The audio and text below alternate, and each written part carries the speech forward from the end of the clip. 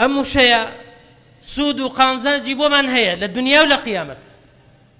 لە دنیادا کاتێکە لە سەغڵەتی و لە ناهامەتی ئەم وشە بەکار بێنە لا حەولە ولا قووەتە ئیلا بالله، ئەوە لەسەرت سوکە بێت و ئاسان دەبێت.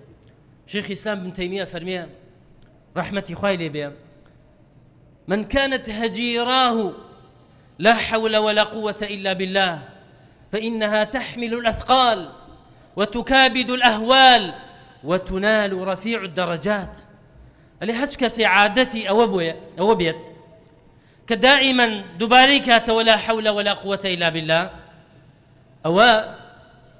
أو كسا بمشيا قرصايا كان هلا قريه قرصايا كان يجيان يمن لقرصياي أجين خوش بستان. ولقد خلقنا الإنسان في كبد، مروف من دروس كردوا كلنا هامتي ولا قرصاي دجيه لدى دايقبوني لقوربوني لجنهيناني لكسابتي لعبادتي هل هموي قرسية لسرشاني إنسانك ومسلمانك.